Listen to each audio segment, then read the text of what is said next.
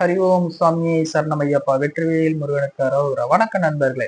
இப்ப ஒரு விஷயம் ரொம்ப பேசும் பொருளா இருக்கு. என்ன விஷயம் அப்படின்னு கேட்டீங்கன்னா, கர்நாடகா மாநிலத்துல ஒரு காய்கறி வியாபாரிக்கு ஜிஎஸ்டில இருந்து 29 லட்சம் ரூபாய் வரி போட்டிருக்காங்க. அதாவது ஃபைன் கட்ட சொல்லியிருக்காங்க அப்படின்ற ஒரு விஷயம் பேசும் பொருளா இருக்கு.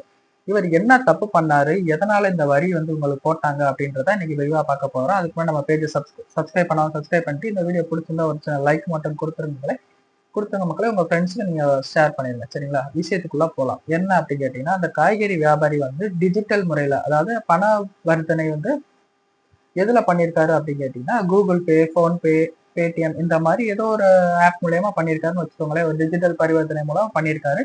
என்ன பண்ணியிருக்காரு அப்படின்னு கேட்டீங்கன்னா, காய்கறி வாங்குறவங்களுக்கு எல்லாருக்குமே இந்த ஸ்கேனை நீங்க இதை ஸ்கேன் பண்ணி போடுங்க, ஸ்கேன் பண்ணி போடுங்கன்னு அப்படின்னு பண்ணியிருக்காரு. அவர் ஒரு வியாபாரத்தை ஒரு 4 வருஷமா இந்த மாதிரி ஸ்கேன்லயே அவர் ஒரு 4 வருஷமா பண்ணியிருக்காரு. இந்த ஸ்கேன் பண்றதுனால என்ன ஒரு டிராபேக் அப்படின்னு கேட்டீங்கன்னா, அவங்க மேக்சிமம் காய்கறி சின்ன லெவல் காய்கறியா இருந்தாலும் சரி, பெரிய லெவலா இருந்தாலும் சரி, அவங்க ஜிஎஸ்டி எடுத்திருக்க மாட்டாங்க. ஜிஎஸ்டி எடுத்திருந்தா கண்டிப்பான முறையில கரண்ட் அக்கௌண்ட் ஓபன் பண்ணணும். அது நம்ம மாசம் மாசம் ஜிஎஸ்டிஆர் 1, 3B எல்லாம் நம்ம ஃபைல் பண்ற மாதிரி இருக்கும். அதாவது சேல்ஸ் பண்ணதை நம்ம ஃபர்ஸ்ட் ரிஜிஸ்டர் பண்ணணும். அதுக்கடுத்து பர்ச்சேஸ் பண்ணதை சரி பார்க்கணும். சரிங்களா? இப்படிதான் அதுல அப்டேட் பண்ணிட்டு இருப்பாங்க. இதுல அவர் என்ன பண்ணியிருக்காரு அப்படின்னு கேட்டீங்கன்னா, அவர் சேவிங்ஸ் அக்கௌண்ட் மட்டும்தான் வச்சிருந்து இந்த மாதிரி டிரான்சாக்சன் கொடுத்துட்டே வந்திருக்காரு. அதாவது சேவிங்ஸ் அக்கௌண்ட்டை பொறுத்த வரைக்கும் ஒரு மாசத்துல 1 லட்சம் ரூபாய் தான், அதிகபட்சம் 1 லட்சம் ரூபாய் மட்டும் தான் நம்ம அதுல சேமிப்பு வைக்க முடியும். சரிங்களா?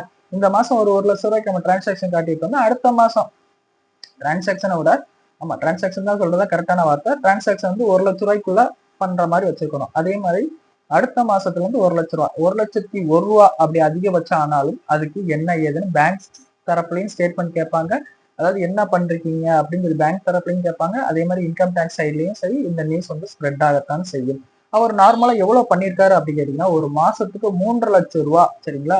கிட்டத்தட்ட 4 வருஷமா பண்ணியிருக்காரு. அவரே 1,63,00,000 டிரான்சாக்சன் கணக்காட்டியிருக்காரு. சரிங்களா? இவ்வளவு டிரான்சாக்சன் கணக்காட்டினதுல இருக்கிறதுலயே மினிமமா ஒரு பெர்சன்டேஜ் போட்டு அவருக்கு 29 லட்சம் ரூபாய்ன்னு சொல்லி இப்ப ஜிஎஸ்டில இருந்து அவருக்கு இது வந்திருக்கு. சரிங்களா? இதனால மக்கள் எல்லாருமே நாங்க யூபிஐ டிரான்சாக்சன் பண்ண மாட்டோம், வைக்க மாட்டோம்னு கிழிச்சு ஒரு பிரயோஜனம் கிடையாது. உங்க அக்கௌண்ட்ல ஒரு மாசத்துல 1 லட்சம் ரூபாய் தான் சேவிங்ஸ் அக்கௌண்ட்.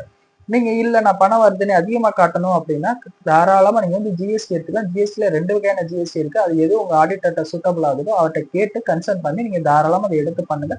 வியாபாரம் பண்ணுங்க, தப்பே இல்லை. ஆனா கரெக்டான முறையில வியாபாரம் பண்ணுங்க. உங்க வியாபாரத்தை கொண்டு போறது தான் எல்லாரும் விரும்புவாங்க மக்களை. யாரு வியாபாரத்தை க்ளோஸ் டவுன் பண்றதுக்கு சொல்ல மாட்டாங்க. தெரிஞ்சுக்கிட்டு ஏதா இருந்தாலும் பண்ணுங்க மக்களே. நன்றி, வணக்கம்.